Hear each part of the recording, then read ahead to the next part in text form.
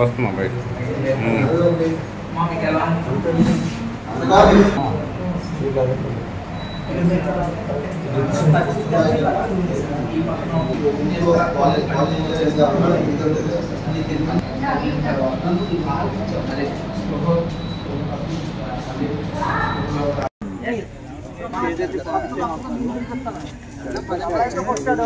చాలా దారుణంగా right hand sir shoulder కింద తగిలింది సార్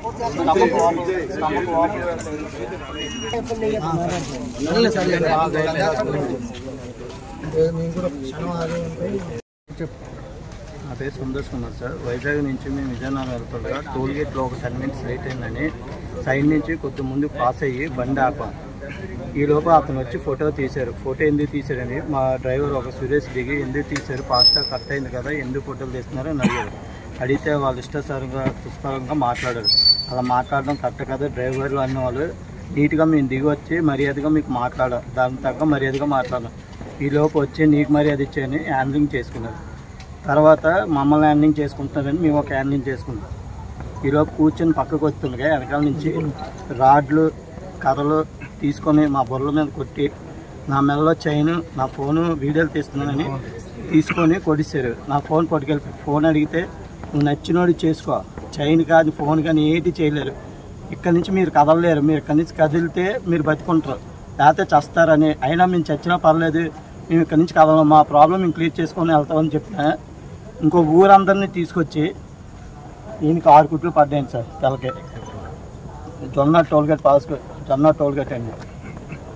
తర్వాత ఒక వ్యక్తికి చెయ్యి ఇలా వదిలేసింది, ఇక్కడ నా హార్ట్ తగిలింది, ఈయనకి చెయ్యి ఇక్కడ రైట్ హ్యాండ్ చెయ్యి, ఆయనకి కూడా దెబ్బలు తగిలే. డ్రైవర్కి వాల్యూ లేకుండా పోయింది రోడ్డు మీద. టోల్ గేట్ దగ్గర ప్రాబ్లం జరిగిందని అడిగినందుకు ఇంత దారుణంగా చదువుబాతారని మేము ఎప్పుడు అలా అనుకోలేదు. డ్రైవర్కి వాల్యూ లేకుండా పోయింది. ఈ వీడియో చూసి ప్రతి ఒక్కరు డ్రైవర్కి సపోర్ట్ చేస్తారని కోరుకుంటున్నాం. రాజేష్ వచ్చి ఎందుకంటే ట్రాఫిక్ బ్లాక్ అయిపోయింది బాగా. మాకు ఎందుకంటే ఫాస్ట్గా మొత్తం డబ్బులు ఉంటాయి, అది దాటకుండా కట్ అవుతాయి. అతను ఏంటంటే మామూలుగా మేము దాటి వచ్చిన తర్వాత మామూలుగా వెనకాల నుంచి ఫోటోలు తీస్తున్నాడు. గురు మాకు ఎందుకు ఫోటోలు తీస్తున్నామని చెప్పి మేము అడిగాం. అతను మేము ఏంటంటే మామూలుగా అడిగాం, ఎందుకు గురువు ఫోటోలు తీస్తున్నాము అని అడిగాం. మీకు ఫోటోలు తీసాలని అవసరం లేదు, ఎందుకంటే మా టైర్లో డబ్బులు ఉంటాయి, ఫోటోలు తీయాలంటే మామూలుగా చేసుకున్నాం. అతను చేసుకుంటే మేము చేసుకున్నాం. ఒక అతను చేసుకుని అడ్డుకొని మామూలు చేసుకున్నాం. తర్వాత అతను ఏంటంటే ఆ ఊరు బలగం మొత్తం ఊరు అందరిని పిలిచుకొచ్చి కర్రలతో అన్ని చేసుకున్నారు. మళ్ళీ మేము కూడా మామూలుగా వచ్చాం కొంతమంది. ఇంకా మొత్తం 2 ఊర్లు ఏకమైపోయి మా అందరితో కర్రల మీద దాడి చేసి తలకాయ పని కొడతాం, మీరు ఎవరితో తీసుకురండి. పోలీసులు కూడా ఫోన్ చేసాం, మీరు కేసు పెట్టండి అంటున్నారు తప్ప, అంటే తలకాయ పడిపోయి కేసు పెడితే వస్తారంట, మామూలుగా అయితే ఫోన్ చేస్తే రారంట, కేసు పెడితే వస్తా అన్నారు. సరే మేము ఇష్టం సార్ అని చెప్పి వెళ్ళిపోతుంటే వెనకాల నుంచి కర్రలు పెట్టుకొని పైపులు రాడ్లు ఏది దొరికితే రాళ్ళు ఏది పడితే దగ్గర హ్యాండ్ చేసుకొని పిల్లలతో సహా అందరిని కొట్టారు. మొత్తం మా వెహికల్ మొత్తం 10 numbers కూడా లేదు, 8 numbers ఉంటాం మేము. సరే అని చెప్పి మా వాళ్ళు కూడా 2-3 తొమ్మిది మామూలుగా గట్టి కొట్టేశారు. అంటే దొరికి పెద్ద కర్రలు, అంటే ఇది ప్రజాస్వామ్యమా లేకపోతే లేకపోతే ఏంటి రౌడీ కాదు నాకు అర్థం కావట్లేదు. కర్రలు పెట్టా అంటే ఎవడు రాడు, అంటే ఎవడు ఏం చేయాలి, పోలీసులు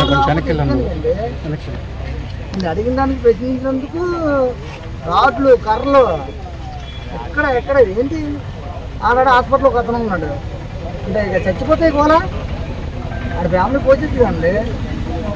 నేను ఒకటే ప్రశ్నిస్తున్నానండి, మీరు దేనికైనా సరే ఒక రియాక్షన్ తీసుకొని, అంటే మామూలు కూడా చెప్తున్నాను, ప్రతి టాటా మ్యాజిక్ సంఘానికి అందరు రియాక్షన్ అయితే దీనికి ప్రతి దానికైనా సరే ఈ దానికి పాల్గొంటే ప్రతి ఓడు భయపడాలి.